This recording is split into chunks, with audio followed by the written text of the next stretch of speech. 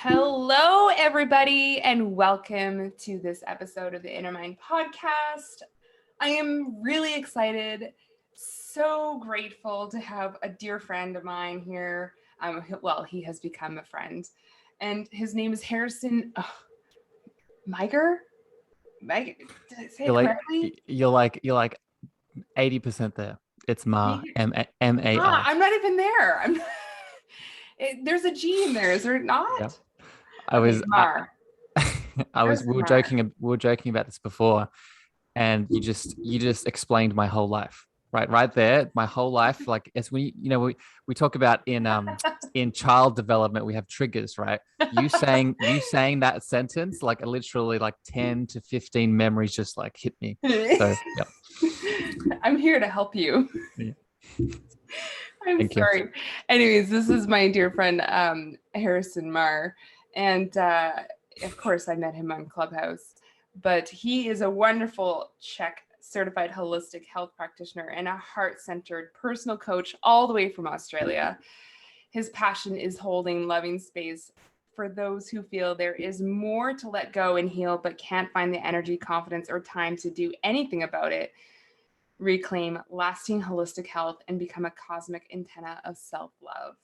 He also uses the approach of holistic, wholesome, functional, ancestral view to get to the root problem: mindset, emotions, movement, nutrition, sleep, recovery, spiritual reconnection, and all those great, wonderful things to connect you back to yourself and acceptance. And now everybody knows why we are friends. Because we have a lot in common. Yes, thank you so much, Harrison, for being here. And for those of you who don't know, Harrison and I run like 3 or 4 rooms a week together on Clubhouse, and we're adding to the roster. Maybe we'll even start our own Clubhouse podcast where we just transfer all our talks on a podcast. Good idea. Podcast, right? But yeah, Harrison, tell me a little bit about yourself. Well, tell the audience. I know a little bit about you, but tell me, welcome, tell me, how are you doing? What's going on with you? How's your day going? Thanks for being here. Well, first of all, Shreen, I don't think I've ever had an introduction or a start to a podcast go as smoothly and as calmly and as spontaneously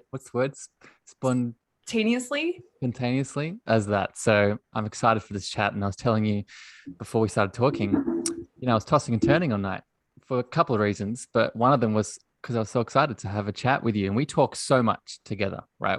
As you said on Clubhouse, but it's nice to be in this intimate setting. Mm-hmm. So I'm grateful. A bit about me. As you said, I'm from Australia, grew up down under. What part of Australia? So a small town on the east coast between Brisbane and Sydney, probably about halfway between. It's called Coffs Harbour. It's like a little retirement village where people go, where rich people go to hit the beach and then go back home. But I stay. But it's interesting because you asked me how I am right now. And in the world that we live in and the craziness that we live in, I'm really grateful because of the sort of small nature and like infrequent sort of population that lives here. I'm very isolated from everything that's happening in the world. So I'm really content. I'm really grateful. I'm really connected to nature where I am right now, and without sort of all the craziness that's happening. Which is crucial. Which is really crucial. Yeah. Yeah. That's awesome. I mean, I again, we spend so much time together. I wouldn't be able to do the things I do if I didn't have that environment, right? Because it's like, I'm sure you know this. If you step outside, again, with everything that's happening, it's palpable, right? You feel certain things in the air.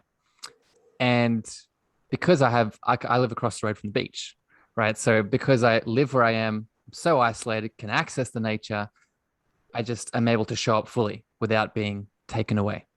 Does that make sense? Yeah, so big. I get it. That's why I moved a year ago to where I am now, where I am 5 minutes from the beach. Yeah. And I'm like 15 minutes to the redwood forest, which you hear me daily in. Yeah. Right? Like, it's just like, yeah, it's so crucial. It's healing. Yeah, it is. It's grounding. It's life-giving, really, at this point. at this point? Well, I'll take it a step further, right? The spaces, the things that we talk about a lot. For me, I grounded into this idea of love, right? And when we are in nature, what are we in, right? Yes, we're in nature. Yes, we're in the animal world. Yes, we're in, forest, beach, wherever you are. But, I equate love and God as the same word in my system. So when we're in nature, we're in more of love, right? Yeah. So if we feel disconnected from that based off external events, then we go out in nature, we're hit in the face with more love. So we can't not feel it. Mm-hmm. Mm-hmm. Oh, I love it. Oh, we could go deep into this. I could feel it. Okay, before we dive deep into some of this stuff, tell me a little bit more about yourself. We'll tell the audience a little bit more about yourself, who you are, what you do, and how did you become what you are today? You live in Australia, and how did you become this spiritual self-love holding space guru full of greatness? But yeah. So there are a couple of, it's a long story, but there are a couple of key points in it, right? So just for people that don't know, I coach holistically. I coach through the CHEK system of holistic lifestyle coaching and practitioning. I teach through mind, body, and spirit. But how I got to that place was I grew up in a very loving family, seemingly just very quote unquote normal. But because of how I was nurtured and how I grew up, I wasn't challenged. I wasn't challenged in the ways that I needed. So I left home very early, 17, 18, and traveled the world, sort of seeking the challenge, seeking the connection, seeking the love. At the time, I didn't know what that was, but I was seeking something external. And I did that for 5 to 6 years. I studied abroad. I lived abroad. I backpacked the US, Europe, Asia, all the things.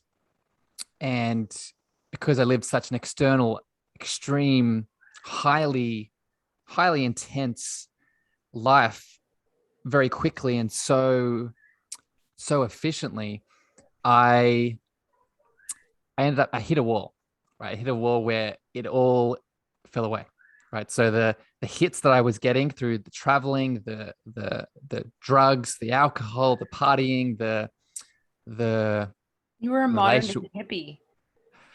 Yeah, but I was more to the self-destructive side, unfortunately. Didn't have the connection side, didn't have the spiritual side, didn't have the natural side. It was more just the sex, drugs, and rock and roll side. Yeah. And I hit a wall. All of it was taken away very quickly. And then the only space I couldn't go external anymore. I couldn't go outside of myself for the sense of connection, sense of love.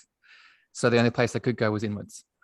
And then from there, I came out. I sort of flowered, right? I flowered into the physical world, started off as a personal trainer, then was pulled more and more to the spiritual, emotional, therapeutic side of healing. And then that led me into the coaching, the therapy, and the spiritual evolution. That is where I'm at now. I feel like we all start at the personal trainer level. The last few guests I've had, it's like, how did you become this expert in psychology? And I started out as a personal trainer. I have a theory for that. I have a theory. So it's because it's physical, right? Yeah.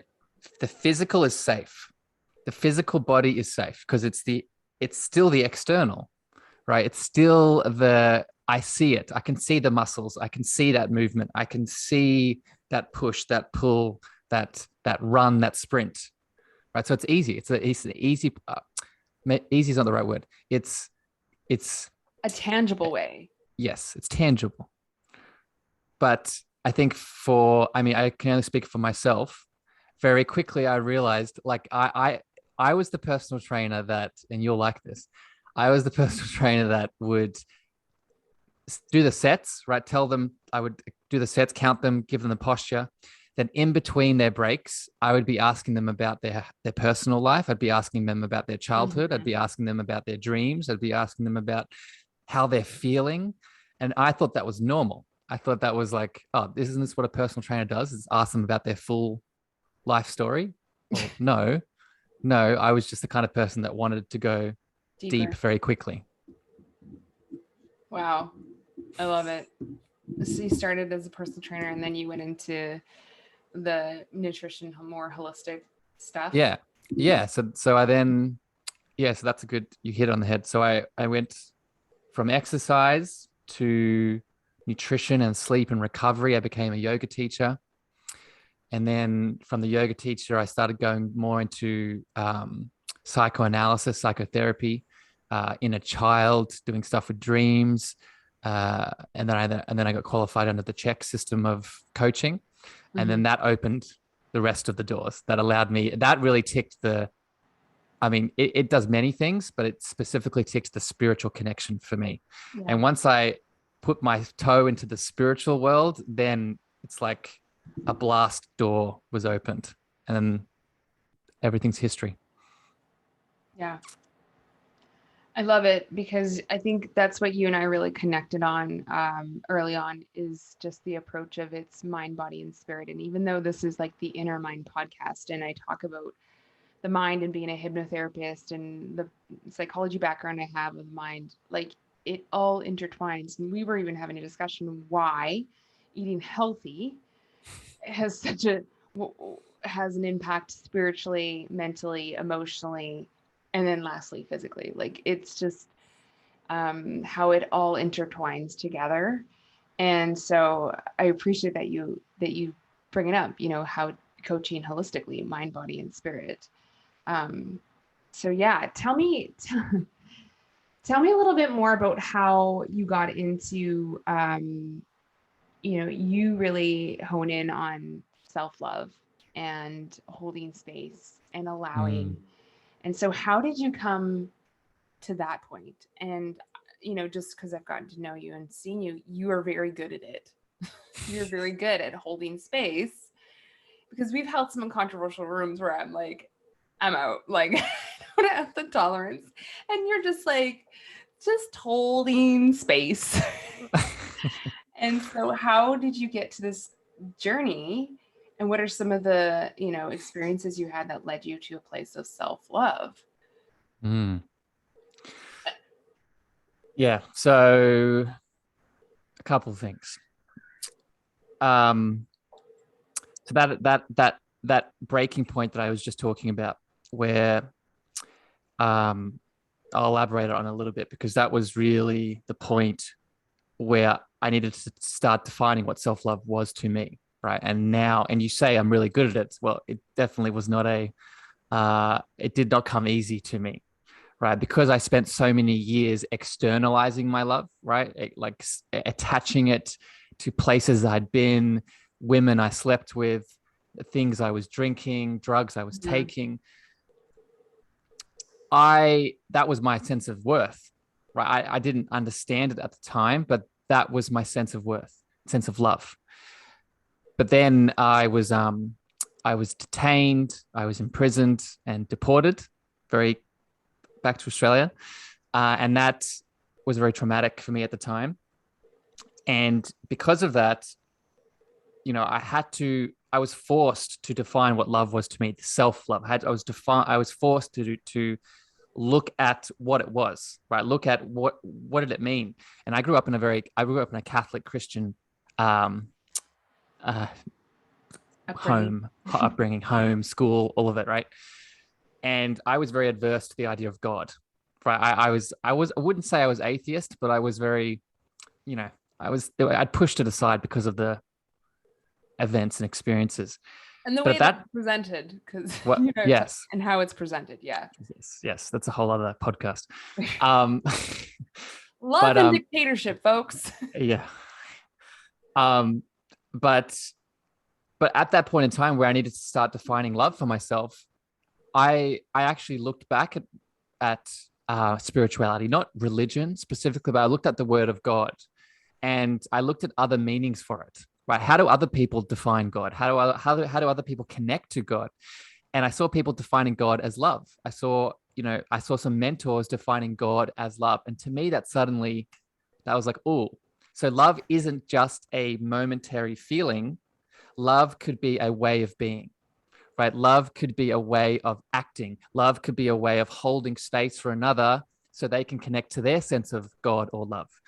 So I think it was that realization combined with mentors that came into my life, combined with that experience that I had, that really brought some things together, and it felt really good inside of me. So then I just kept doing it. Which is so interesting because like, what does love, okay, not self-love, but what does love mean to you? Can you define it for the audience? So I feel I take this definition from one of my mentors and I change it a little bit. To me, love is the compassionate and empathic flow of energy and information between two things, right? So it's connection to me, right? We talk about this a lot in our rooms. I believe that we are expressions of one thing, right? That one thing could be God, universe, source, the divine, whatever your name is for it. And we are expressions of that one thing so that one thing can experience itself, right? And that one thing experiencing itself, that act that it's experiencing itself is love, right? That's love. That's the very fundamental level. And then everything else is stacked on top of that. So that's what love, that's how I define love. Does that make sense? And it's interesting because I remember, oh, I feel like we could go down a rabbit hole here, but for myself and for the people in the audience don't know, I also grew up in a Christian home where I did not quite understand the concept of love and was told God is love, but then was also taught that God sits on the throne and, punishes you. And so I was really confused. And I would say it wasn't until,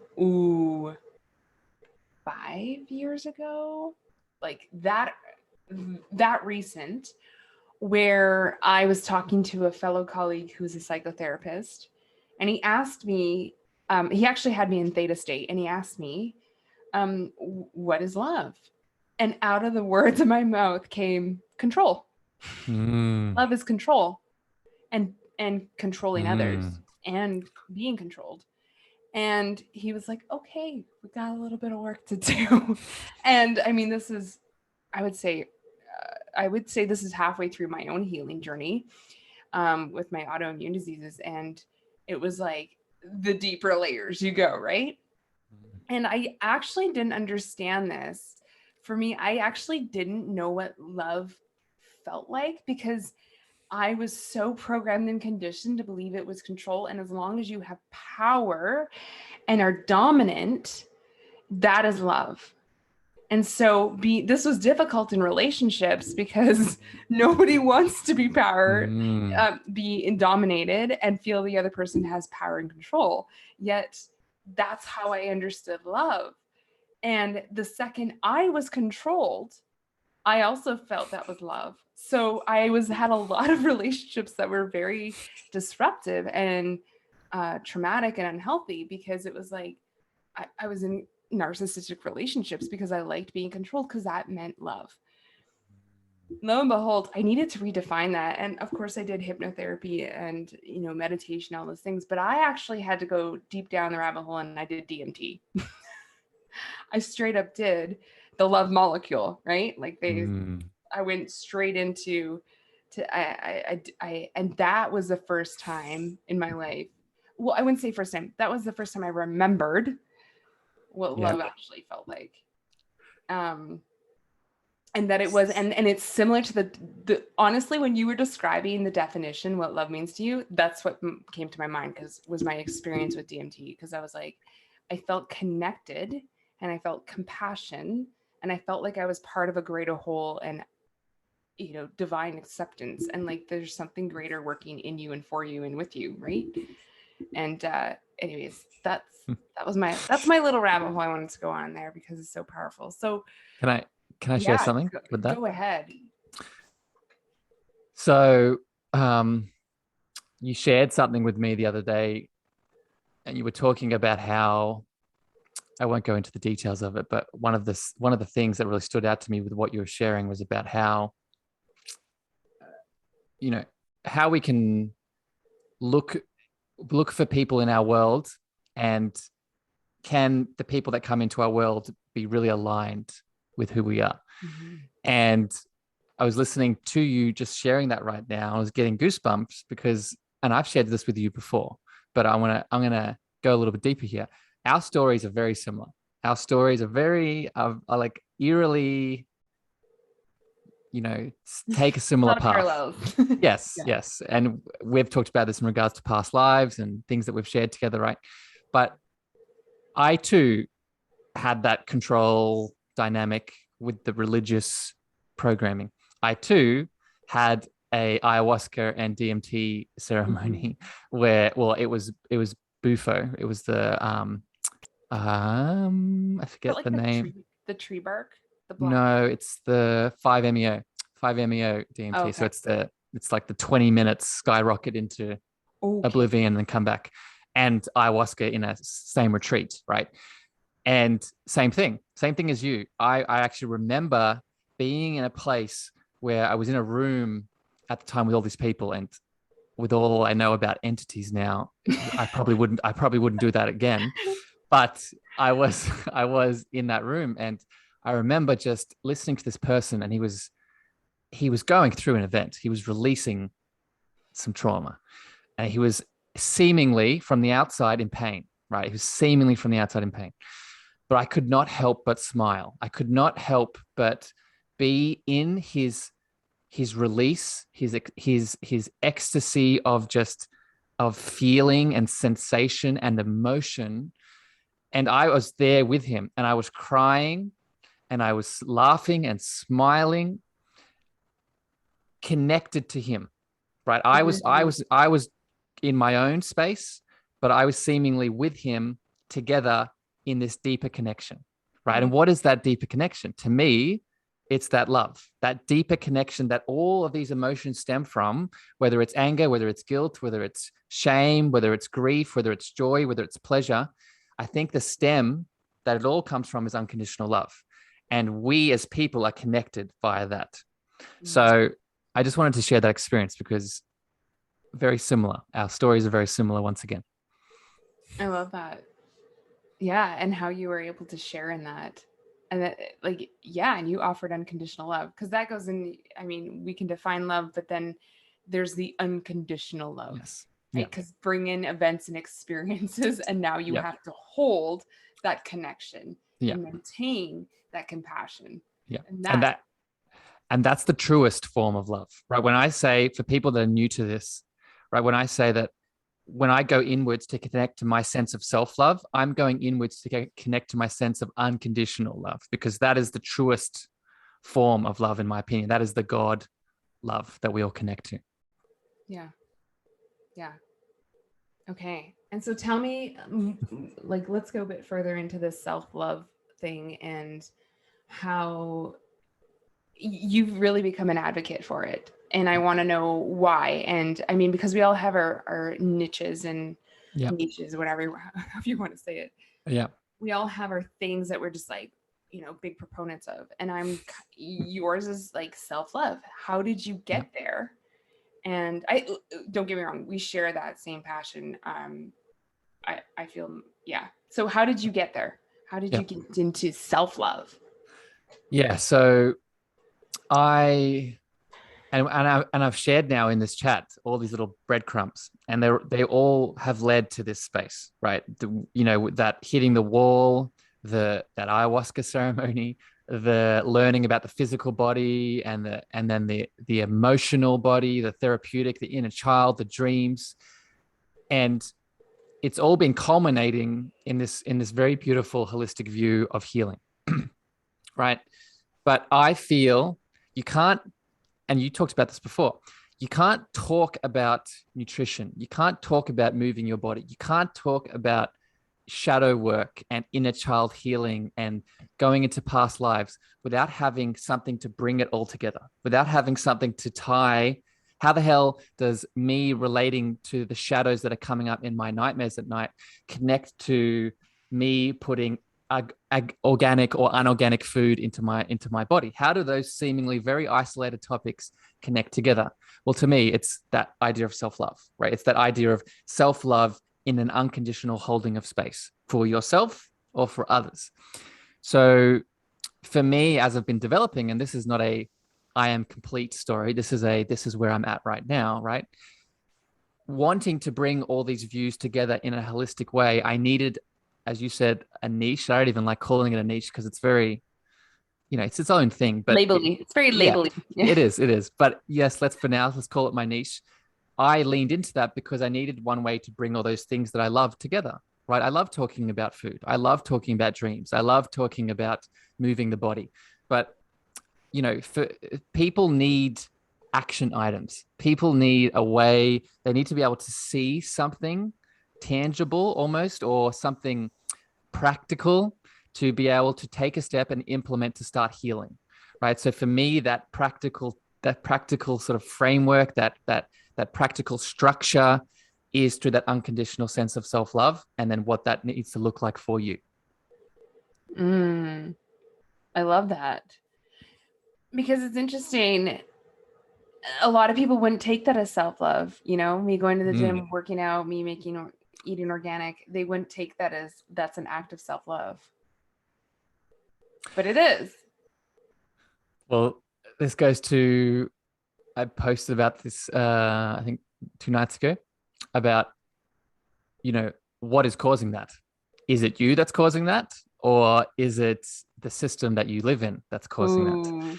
And I know this is can of worms, but I would say the latter, right? I think there is a collective forgetfulness at play, whether it's intentional or not. I think we could have a conversation, but I think because of that, we do feel like putting in the work by going to the gym, or putting in the work by searching for organic farms, or putting in the work by writing my dreams down at night, or reflecting on my childhood. That is not you loving yourself. That is just work, right? Oh, I love that you went there, because now I feel compelled to share what I was talking about.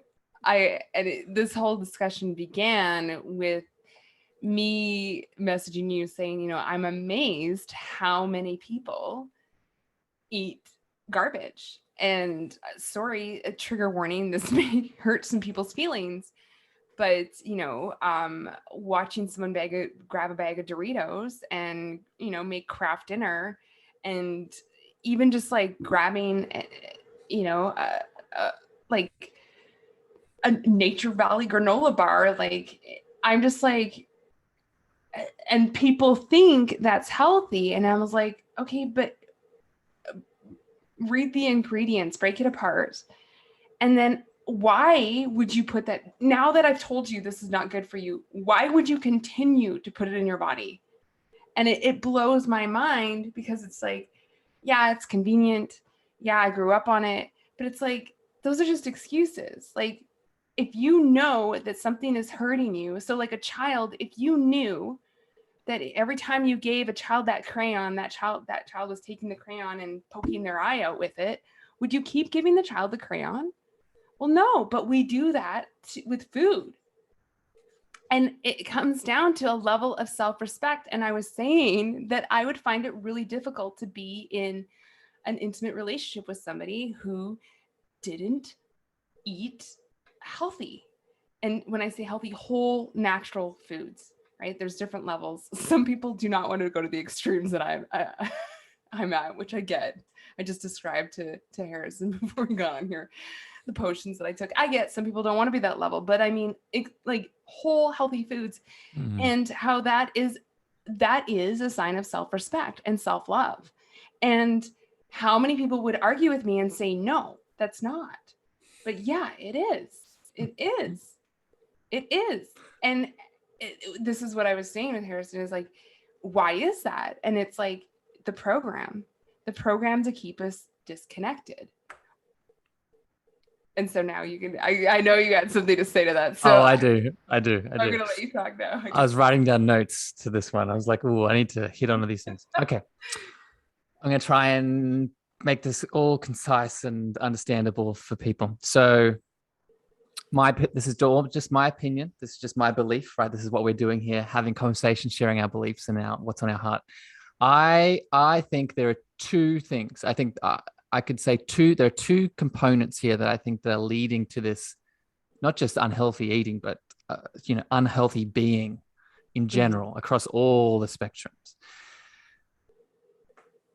The first component is we are not human beings that sometimes rarely have spiritual experiences.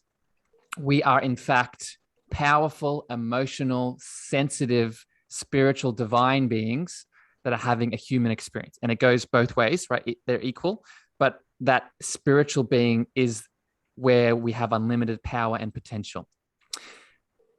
But I mean, I don't know your audience, but I'm sure a lot of people are hearing that maybe for the first time, or a lot of people have heard it before and still don't know what that means, right? Mm-hmm. Yeah. And so that in itself is, one, not taught about, and two, not even like leaned into, right? We don't even, like, if we have a weird, look, we spend so much time talking about the woo-woo topics, right? Mm-hmm. And why are they woo-woo, right? Why aren't they normal speak? Why isn't me talking about dreams? Why isn't me talking about ancestral healing and past lives? Why isn't me talking about entities? Why isn't that normal? So that's a question to ask yourself. Why isn't that mainstream?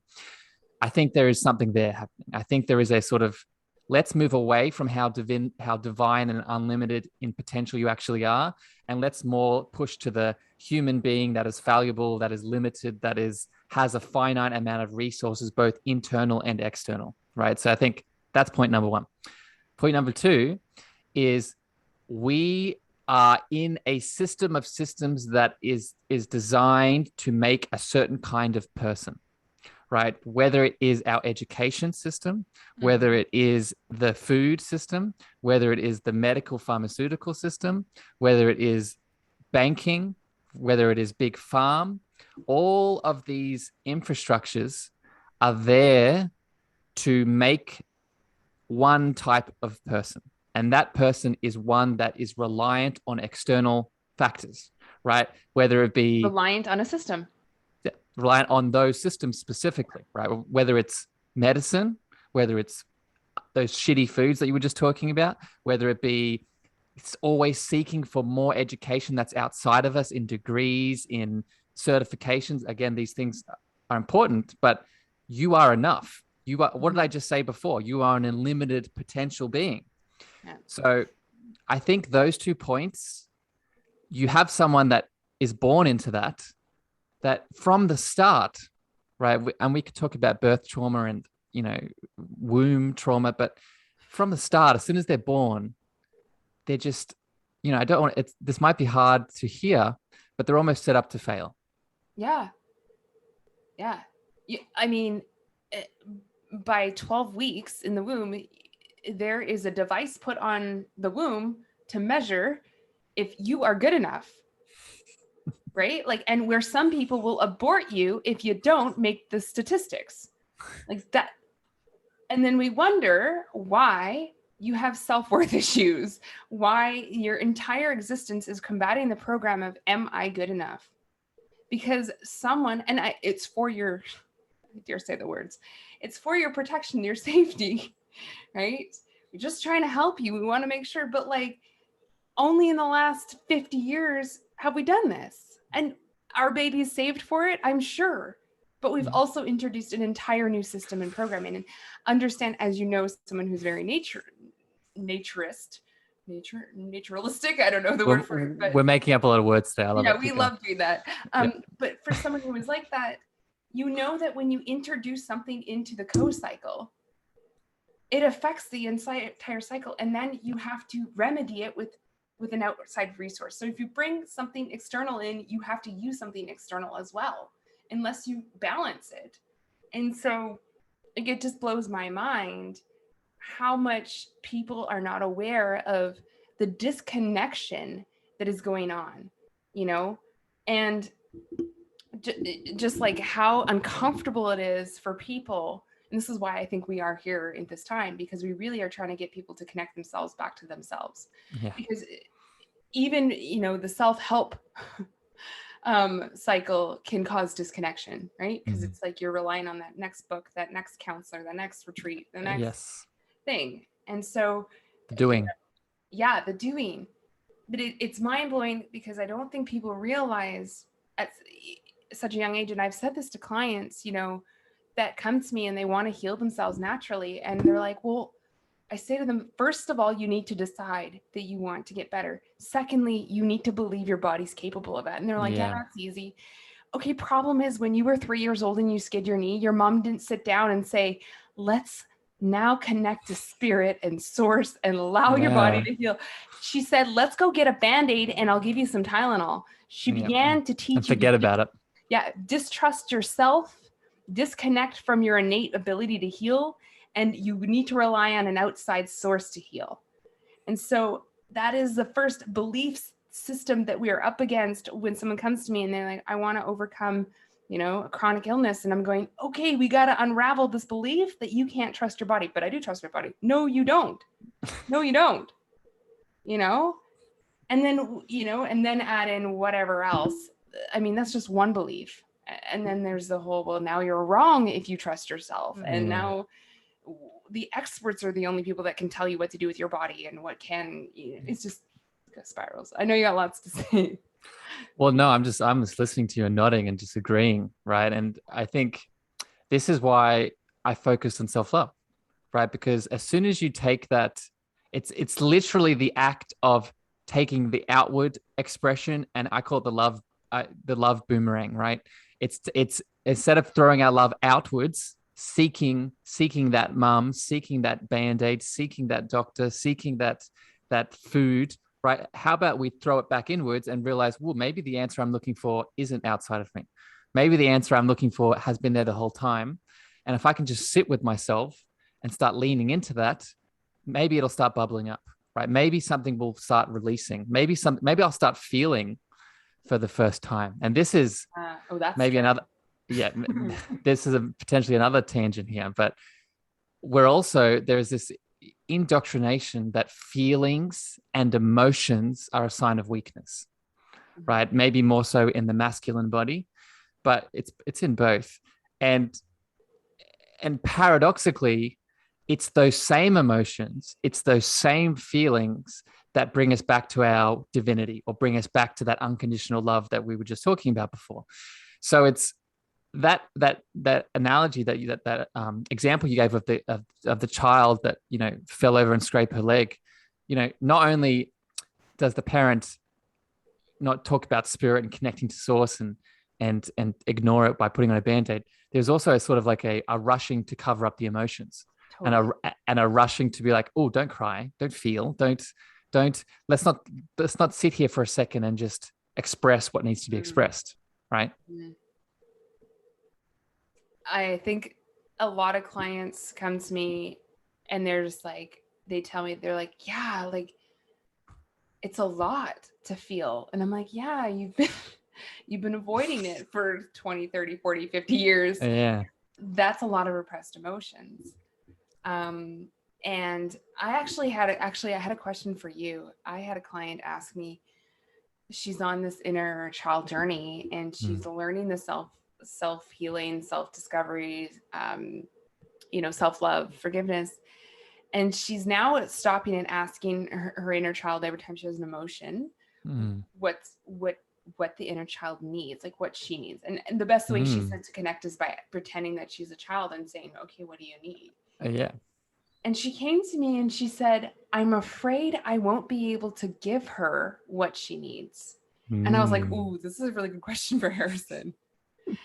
She said, I don't know if I have the capacity to be there for my inner child. I don't know if I'm enough for my inner child. I don't even know if I'm enough for me. Forget like society, Instagram, whatever. I don't know if I can even take care of my inner child when she's hurt or crying or sad or mad. How do I handle her? Because she hasn't been parented for a very long time, right? How do I handle that? And I was like, I don't know. I know I have my own answers, but I was like curious. Yeah. Harrison, what would you say to that? For someone who's struggling to like handle those emotions, and that is a great question. Like, do I have the capacity to deal with me? Who? Yeah. So it's funny that when we've already hit on this already, but it's now showing up in this inner child form. It's the same I'm not enoughness, right? Mm-hmm. It's the same, whether it be from religious programming, whether it be through the government and media, whether it be through our own brainwashed parents, right? There is this systemic belief that I am not enough and I need to work. I need to prove myself. I need to obtain the thing, the degree, the experience before I can step out into my beautiful shining light. But that, in my opinion, is just a limiting belief that often resides, well, only resides in that ego thinking mind structure, right? So once we see that, we then, okay, what is the ego for people that don't know what that is, right? The ego, in my opinion, is a thought or a belief complex, right?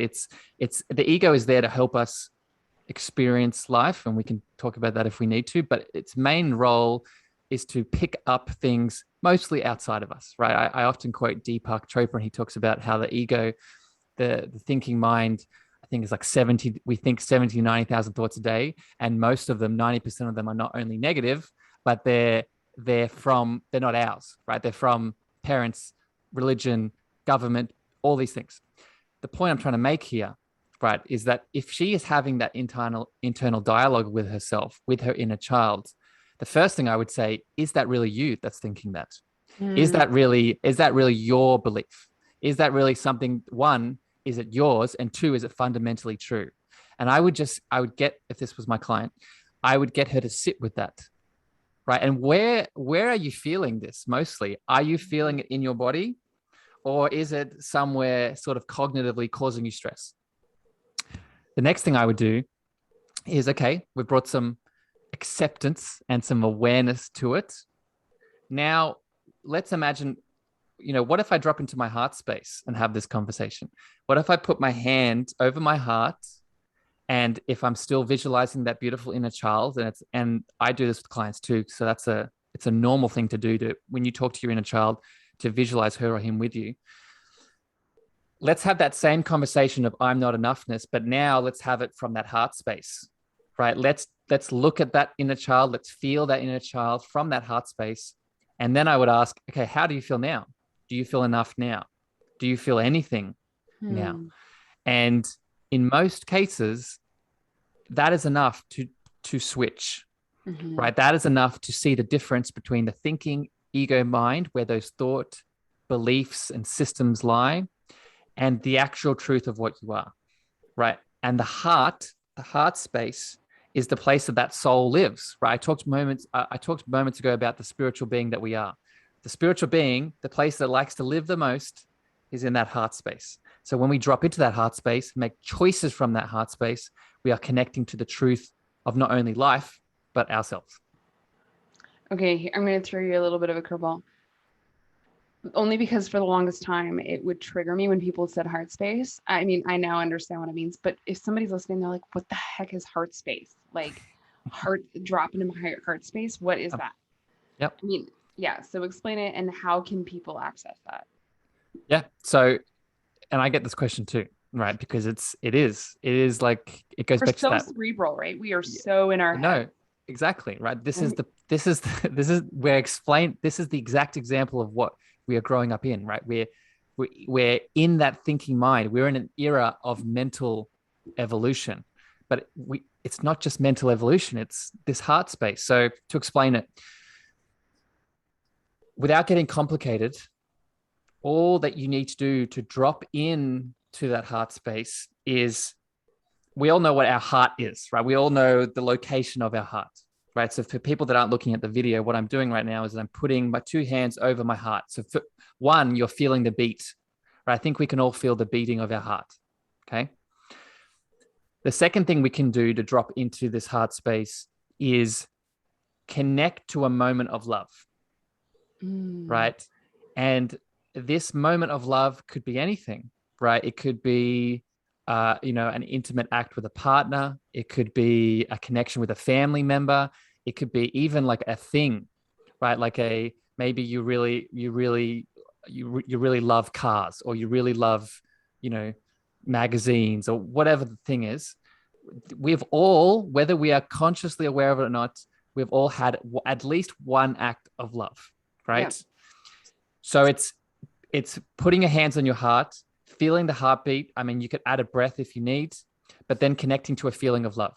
And then from there, making a choice. I love that. And I would take it a step further. And then what I say to clients is like, remember that time when you felt totally and completely loved. Yeah.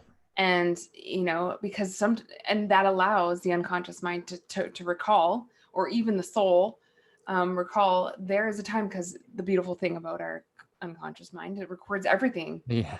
Right? Everything. Literally. So, remember a time when you felt totally, completely loved, and completely loved, and allowing that emotion to come to the surface and expand. And then I would say, take it and expand it in your heart center. Yep. That is beautiful. That is genius. Yeah. And I guess like one more thing to that, don't add an expectation of what you think it needs to look like. Right? Because this is the other, and we talk about this a lot in conversations we have. It's so easy for us, especially in the esoteric, emotional, and spiritual world, when we are learning for the first time to experience these realities, that we expect certain things to look a certain way, right? Like we've all watched a romantic movie, and we've seen people connect to love. So then we assume that oftentimes artificially created space of love is how we love, is how we express love, is how we, connect to love. And then we're sort of with that expectation in mind as we're doing this, it doesn't happen, right? And we push away the actual innate and individualized expression of love that wants to come through us. Yeah. It's funny because I actually, that's so good that you point that out, because I actually had a client who do a similar exercise, what you just described. I love that you got it to connect to their body. And anyways, I asked her to remember a time she felt totally and completely loved. And the memory was her accepting a sucker from like her great grandma that she never knew. She met her like once and then passed away. And she's like, I don't know, there was just so much love. She's like, I remember holding this yellow sucker, and like, I'm like, out of all the events in your life, she's an older woman. I'm like, that's what came to mind. Mm-hmm. It's not her wedding day. It wasn't like holding her firstborn. It wasn't all these romanticized. And that's all it needs to be. Things. That's all it needs to be for now, right? Because that's also the other side of this, is that we aren't linear, mechanistic, isolated beings, right? We are a system of systems that are beautifully intertwined together through a healing layer that is like an onion, right? So what we have one layer. So let's say that one layer is that sucker, right? Is that I'm connecting to love in that image. Well, now I've done a bit of healing. I pull that layer back, and now there is a deeper feeling of love. And then that memory of the wedding comes back, and then I do some more healing, and then so what I'm trying to get at here is that's okay for it to be now, right? But also be open that it's going to get deeper, right? The more work that you do, the more work you do on yourself, and I'm sure you can relate to this, Shireen, the deeper we go, the more inner work we do, to realize that deepness is vast, right? There's just so many tangents and layers and stuff to heal and learn and integrate. And it's just a beautiful journey, right? Mm-hmm. Yeah, the programming goes deep and the unraveling goes far. Just layers upon layers. I also had somebody at it's so easy for people to just spit it out, especially in this spiritual woo-woo world, to be like, you just need to love yourself more. Just forgive yourself. And we could do a whole nother podcast about forgiveness. Maybe once. Well, you just finished reading the book. I'm on my, I don't know how second time. Well, I've read this book a few times, but I'm going for it again. But when somebody says, oh, you just need to love yourself more, or you need to just let that go and forgive yourself, let it go. What would you say to the audience who's listening, how to love themselves more? What does that actually look like, feel like, sound like? What does that actually look like? And what does forgiveness and forgiving yourself actually look like? And how can you, do you have any steps for that? Yeah, I do. So, and it's an interesting question because we are we are so in that mental way of being, most of us, if not all of us, right? And I say that from my own experience, right? My experience with love, I hated that too. I hated hearing that it's almost blanket, overtly feminine, sort of just go with the flow, just get it done. It'll come, just relax. Well, yeah, but give me the action items, give me the practicality, give me the step that I can start to channel that, right? Because we aren't just beautifully feminine energy, we're also beautifully masculine energy. And for a lot of us, we're used to that masculine, and it's okay, right? It's okay for that masculine that we live in a lot to be the doors into this woo-woo, spiritual, flowing, loving world. Okay, so we need steps. We need practicality. So where I start is a couple of things. So I'm a big fan, as I've shared with you before, about Gabor Mate's work, and I like in his book, When the Body Says No, he has the 7 A's of healing, and I use those first 3 steps a lot, right? So acceptance, awareness, and anger, right? And I think acceptance is the first step we all need to take, right? Okay, self-love is where I want to be. This is where I'm at now. I need to accept it. I don't need to accept that it's going to be my future, but I need to accept that it's now my present moment so I can take a step into my healing, right? So if we don't accept it, we're pushing away the healing that's coming towards us, the abundance, everything that's around us, right? So acceptance. Awareness. Well, for me, awareness in self-love looks like checking into the body, right? So what we just did before with that heart space, it doesn't just sit in the heart space, right? It also sits, I work with the chakras a lot, right? So it sits in the throat, right? It sits in the solar plexus. It sits in the sacral. It sits in the root. It sits in, our third eye. Where are we feeling, right? Where are we feeling sensations on any given moment? If I just had an argument with my best friend about how to love myself, and now I'm feeling pissed off and I'm feeling a tension in my throat, or I'm feeling a tension in my stomach, that means something. But that means that something needs to be said. That in the stomach, that means I need to stand in my power more. Maybe I've given my power away, right? So awareness, right? Awareness. That's step number 2. And then step number 3, anger. To me, that anger is one, it's an expression of healthy emotions, right? Because anger is such a underestimated feeling, right? Anger is often taken out on others in rage or repressed. It's the one emotion that's sort of most popular for repressing, right? In the female and male body, anger, we repress it. But anger is also an example of, anger is beautiful when it's channeled, right? When it's channeled and we use the energy of anger to speak the thing that needs to be said. So when I talk with clients, I let them know that it's okay to feel and express and emote, right? Wherever they're at right now. And to sum it all up, they're my steps. So that's where I start with practical sort of tangible things to begin the self-love journey. Acceptance, awareness, anger, and let's go from there. That's good. That's really good. I love that. Because I think steps really help people put in a process. Otherwise it just gets a little too woo-woo and over the head. And even when I hate it when even colleagues are like, sounds like you need to just give yourself a little bit of love. And I'm just like, okay. Like it could. All the programming immediately just like reacts to that. Right? It's like, okay, what the hell does that mean? Exactly. So that's great. Do you have any, we could deep dive another day into forgiveness, but how much do you think self-love and forgiveness go hand in hand? Yeah. Well, you put a plug in for it, but I just want to recommend it again. That book, Radical Forgiveness by Colin Tipping. We talked about this I've understood it before, but that book really put, again, Right. practical steps to understand it in a very easy way.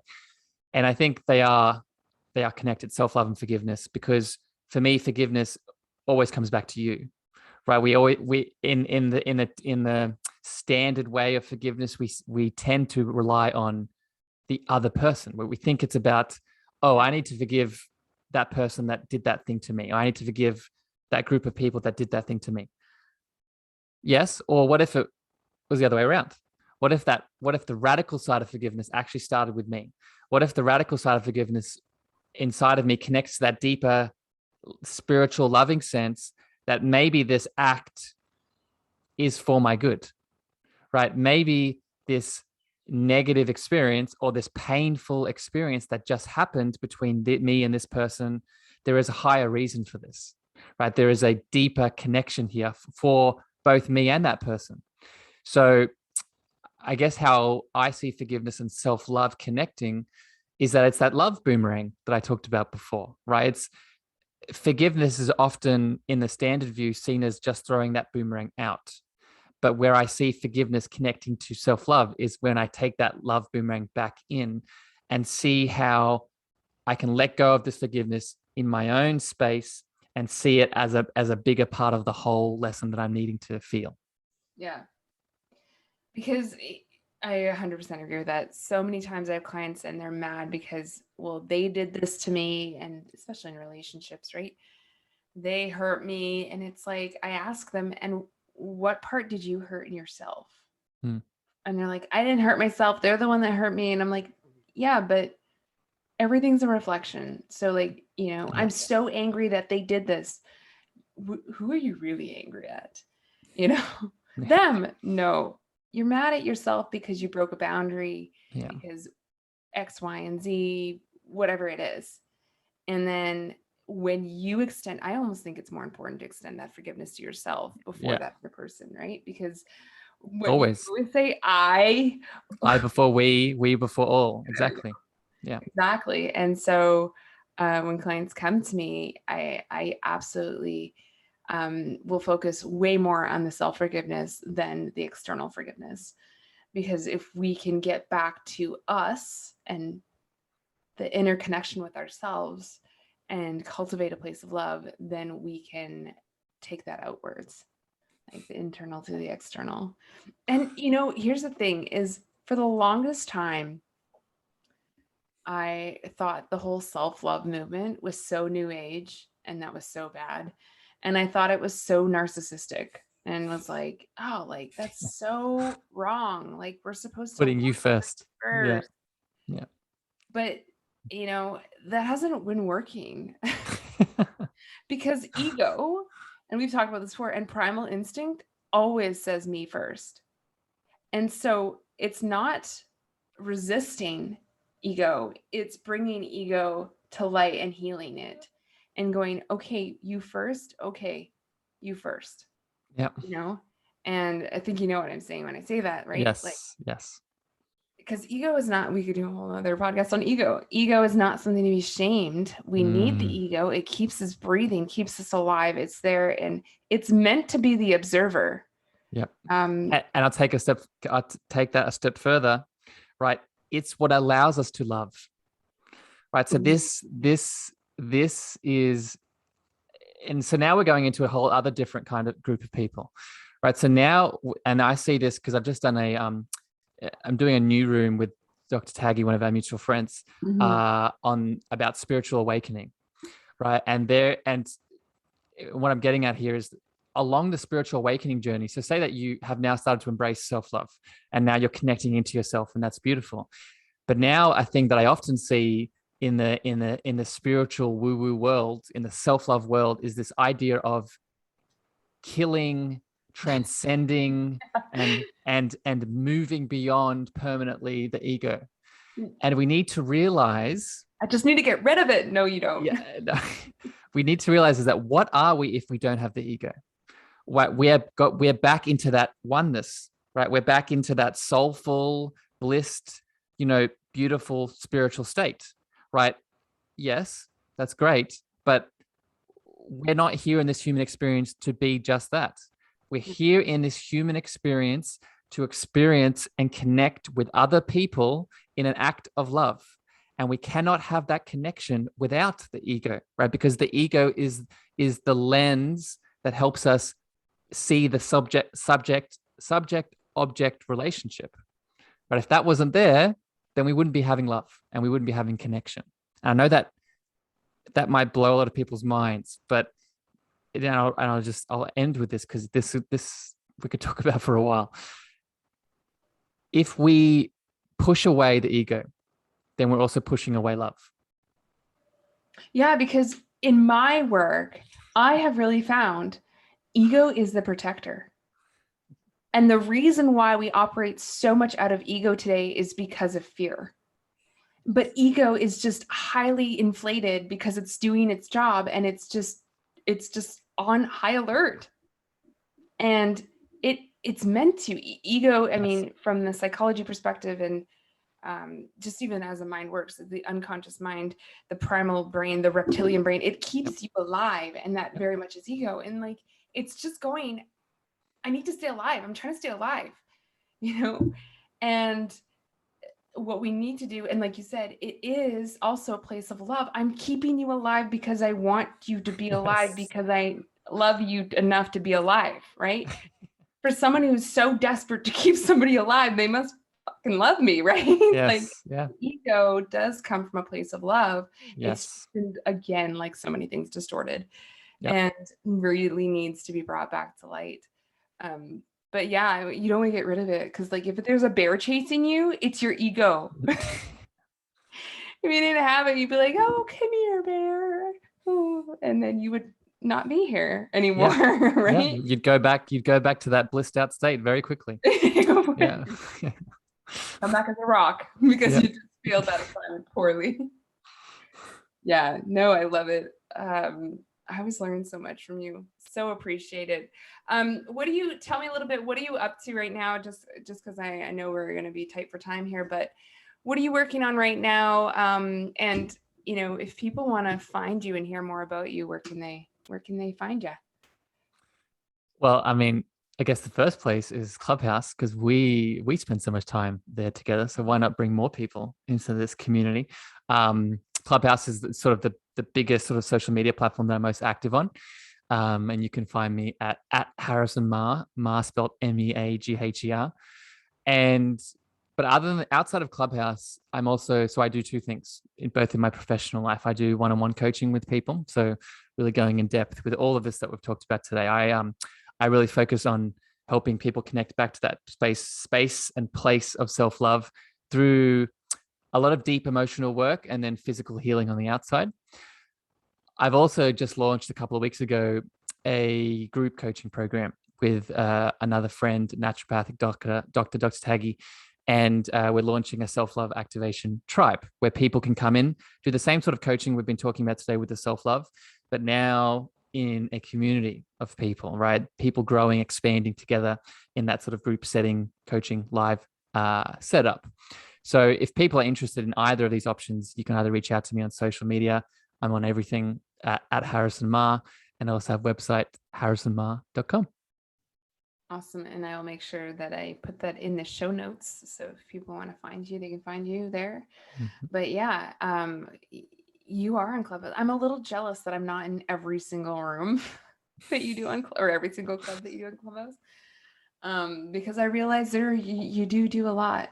You do if you want to really know Harrison, just hang out in Clubhouse. And it's funny that you say that, because I'm often when I meet new people, when I meet friends or even like family members now that come to me, it's like, what are you doing in the world? I'm like, let's catch up. And I say, do you want to know what sort of where Harrison's at right now and where I'm at in my development? Just come spend some time on Clubhouse. Yeah. Right. Yeah. Yeah. It's beautiful. It's a great platform, and I'm so grateful that I met you, and it's been wonderful. So thank you for joining me today. And I think we will do another podcast together, because I so enjoy this, and I would love to go deeper in some of these other topics. But thank you for being here today. Is there anything else you wanted to add or share? Or do you feel complete? It's such a clubhouse thing. I feel pretty complete, Shireen, and the gratitude, the love, the unconditional support and trust, and just I'm really excited that we met. I'm really excited for what we're doing in the world together right now, and I'm really excited for what we're going to do in the future. So thank you for having me on your platform, and I'm excited to spend more time with you. Awesome. All right. Well, there you have it, folks. And if any of you have any questions, feel free to reach out to me, Shireen, SHERYNE, at innermindperformance.com. You can also check out my website, innermindperformance.com, my Instagram, innermindperformance, pretty much the same thing. But then I like to mix it up. My Clubhouse handle is She Will Be Alive. So you can find me on Clubhouse at She Will Be Alive. And if you'll find me on there with Harrison. So it's an easy way to tag team and see both of us. But thank you everybody for listening, and thank you, Harrison. And I hope everybody has an incredible rest of your day, and we will talk soon.